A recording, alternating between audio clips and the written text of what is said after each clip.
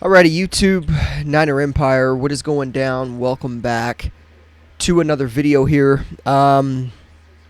Obviously a different type of angle here. I'm wanting to switch some stuff up in terms of kind of where the camera's placed at and things of that nature. So I don't know if this is going to be staying. Just trying to get some different things going. But either way,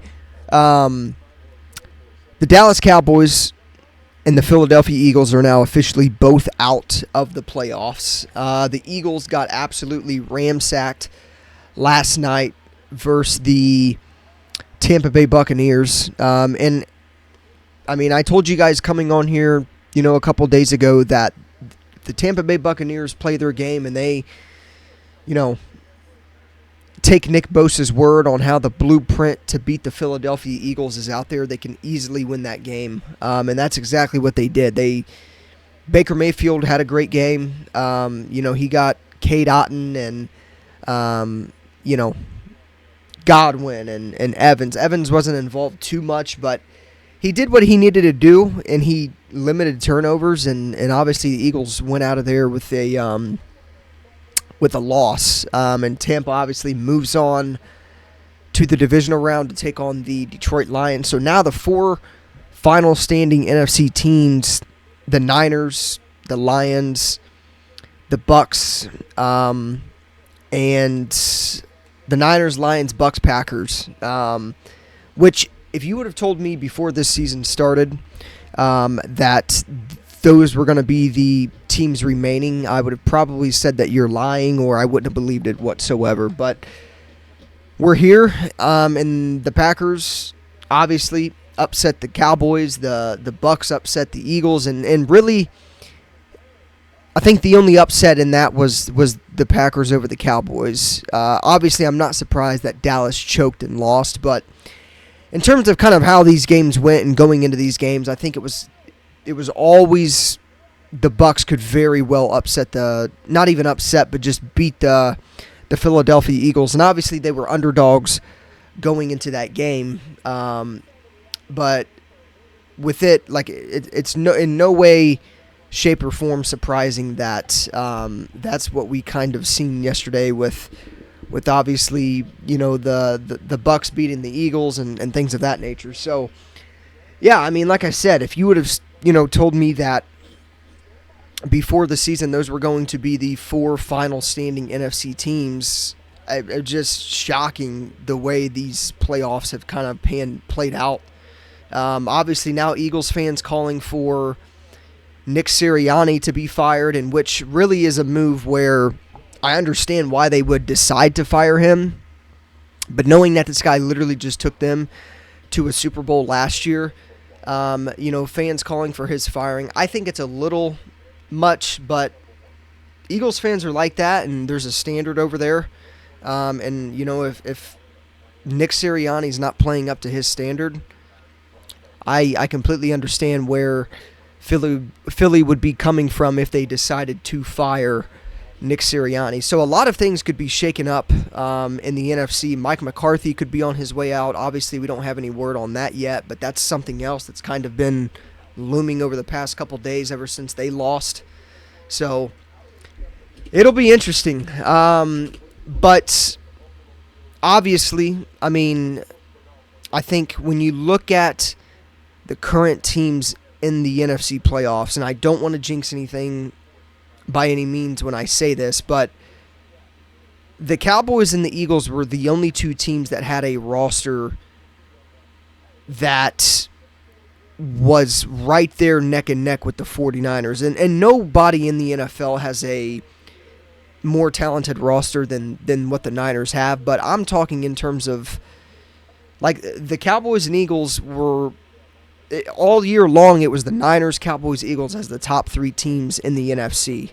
And when you look at rosters, the Cowboys, the Eagles, and the Niners were all the top three rosters in the NFC. Some even would say that they were probably the top few rosters in the NFL that had that much talent. But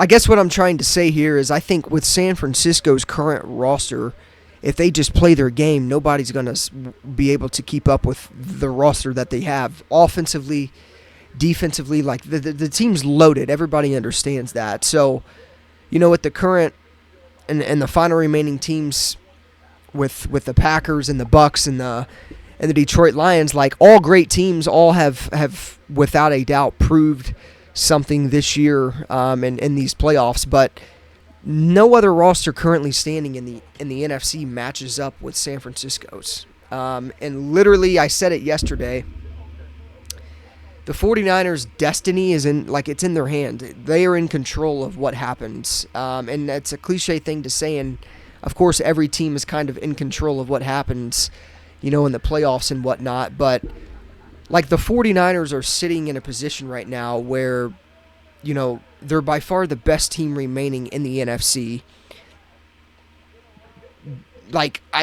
It's just one of those things where the current teams stand as what they stand as, with the Packers and the Bucks and the Niners and the Lions, but it's crazy to me that we're at a point in time right now in the playoffs where both the Philadelphia Eagles and the Dallas Cowboys were eliminated in the first round that had rosters that could very well have went to the Super Bowl, and they fell short.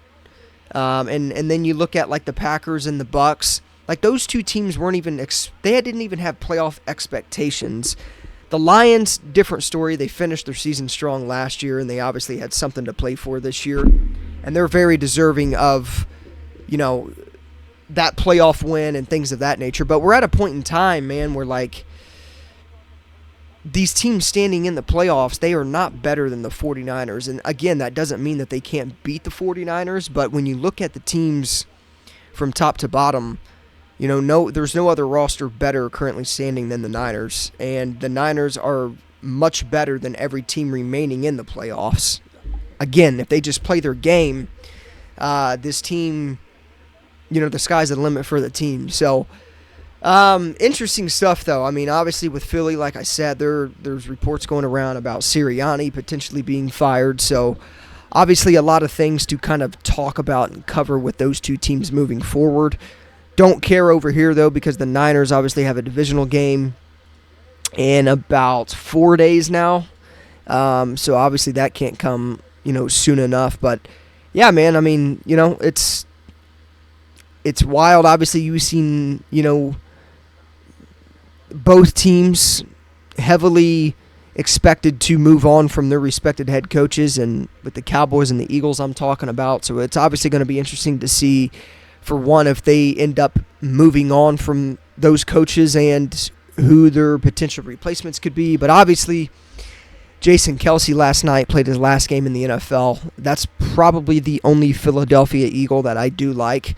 I don't know how you can't like a guy like Jason Kelce, but obviously legendary career. He's without a doubt probably the greatest center to ever play the game of football. So obviously hell of a run for Jason Kelce, and it sucks that the Eagles obviously couldn't come back to San Francisco, or we could get that rematch one more time in a game where it could have been to go to the Super Bowl. I would have really liked to see an Eagles-Niners NFC Championship rematch, but they didn't make it. And if anything, if that tells anything to the 49ers team, or if the 49ers can learn something from both of these teams losing, it's that it's the NFL.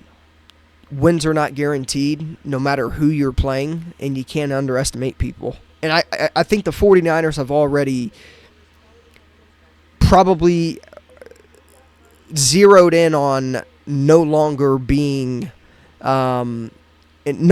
overlooking opponents like that going into games. I think if anybody learned that lesson this year, it's got to be without a doubt the 49ers, especially with the 3-game skid that they had. But yeah, man, it's interesting to see the current NFC teams remaining. Obviously, nothing's guaranteed in the NFL, and any team can get beat any week. So, yeah, I mean, can't take none of these games lightly if you're the Niners. And, again, man, like, the 49ers, there's never been a a better year, I think, to look at that Niners team and think this has got to be their year to go out and win it. And I don't want to get those expectations because I'd be taking after Cowboys fans, and I don't want to get the, big head about 49ers currently being the best team standing in the NFC, but it's true. It's very well true. And I think another thing is like a loss any time, especially like before the Super Bowl, like if we can't get to the Super Bowl, a loss, and like we're going to look back at that loss and think like there was never a time that the 49ers could have potentially went on to the Super Bowl than that year. And with the talent remaining in the current NFC playoffs, they should have absolutely did it. So I don't want to go, obviously, look back at this season and have similar words about that. But, at the end of the day, when you look at, the current position the 49ers are in, like there really hasn't been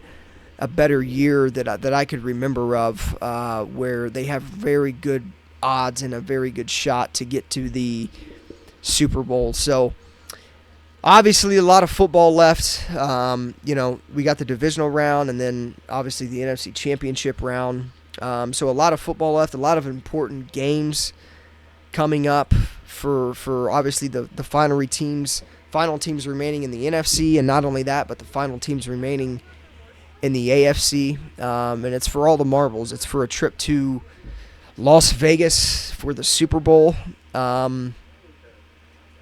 Yeah, we'll see what happens. But interesting loss by the Philadelphia Eagles last night. Definitely not surprised they lost, but shocked about how historically bad their team's going to look back on that collapse that they had, starting off 10-1.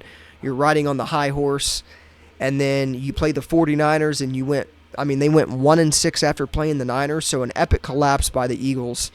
I seen a bunch of people saying how they like choked and things of that nature. It was not even that they choked; they collapsed. They completely like fell off the face of the earth. They weren't the same team ever since playing the Niners. I think it's funny. I do think it's funny just because of how bad I know those fans are suffering right now, knowing that they started off 10-1, 2 games above any other NFC team to get the number 1 seed, and then they lost to San Francisco, they lost to Dallas, and now they're in a position where you go into a wild card game at Tampa with the Tampa team that has been playing red hot, and you fall to them in a must-win game. So insane how that all worked out with Philadelphia this year and how they started off 10-1. At the top of the NFC, and they just completely collapsed. But again, if the 49ers can take anything away from that, it's that any team can lose any given week. It's the NFL. That's the reality of the NFL, really. So, they can't fall into traps. They got to, prepare to kill every single opponent that they will face. And obviously, we'll see, where it takes them. So, as always, go Niners. I'll see you guys in the next one.